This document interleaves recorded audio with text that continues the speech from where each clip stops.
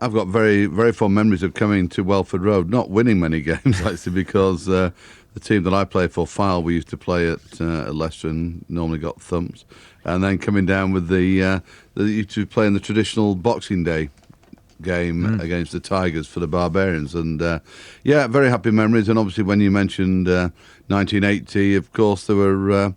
I think it was 4 Leicester players in the team in 1980. Peter Wheeler, yes, and Dusty, of course, at fullback. Very important role he had in that as well, of course. He just a bit, yes, Yeah. And 3 penalties to 2 tries against Wales, and then obviously Paul Dodge and Sir Clive in the centre. Well, of course, you're reuniting that sort of partnership again with the Lions tour, of course, and you must be both pleased and honoured to have been invited. Well, absolutely. It's a great honour that I've always enjoyed playing British Lions rugby. I was fortunate to go on 2 tours. We weren't very successful on those 2 tours, to New Zealand in 1977 and to South Africa in 1980. If you look back in history, then even during the halcyon days of Welsh rugby in the 70s, when they dominated both the 4 home countries and the British Lions selection, there was always a fair smattering of players from other countries as well. And the skill in the Lions selection-wise is seeing somebody who might not necessarily be playing the best international team, but then you put him amongst the best players that there are, and you'll see what a star he is. Now, this book, the book that we're talking about today, is any rugby fan's ideal present, something that you could even take along to the game and read on the terraces, perhaps before kick-off. There's amazing little stories that sort of come out, which I just never knew it whatsoever, and I think it's one of these books that you can pick it up on any occasion, and it doesn't matter if you've read the story already, you'll still sort of read it in a month's time or 6 months' time and still enjoy it.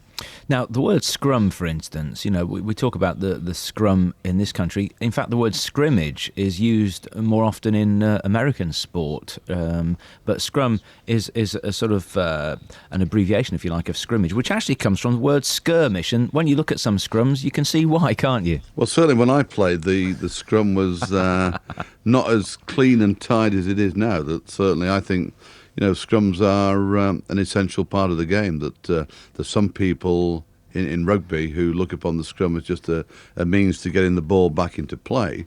But I look upon the scrum as a great skill, and certainly up at Leicester, I know that the Tigers certainly base a heck of a lot of their outstanding rugby is on the scrum.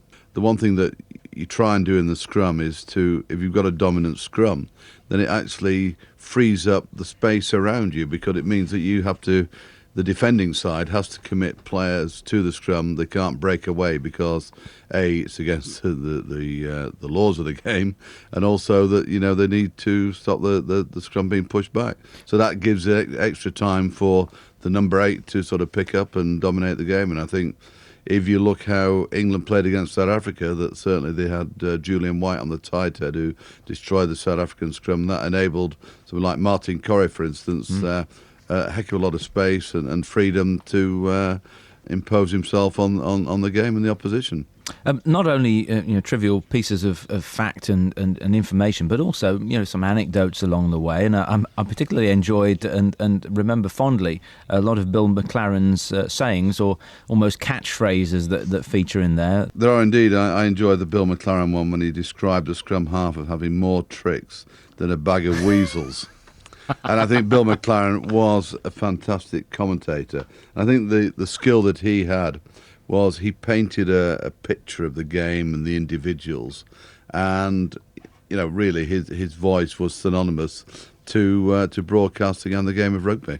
And I quite enjoy some of the anecdotes when one of the funniest stories was a team from Chorley, which is not a million miles away from Leicester, they were away on tour somewhere, and the referee abandoned the game into the second half because they were too drunk to play. And I thought that's the best way to go on a tour. You sort of plenty of drinking and not much playing of the game. The fans have featured in the book a few times, particularly back in 1877, where the final of the West Wales Challenge Cup was abandoned because the crowd stole the ball. Indeed, yes. I can't imagine them ever doing that at Welford Road, I think. But you didn't actually realise that sort of how many people used to attend the games in those days. You know, it's amazing support, and I think coming back to the Tigers, obviously, I think they're the envy of every team in the country with their membership and their support they get every game. Yeah. Amazing. Absolutely.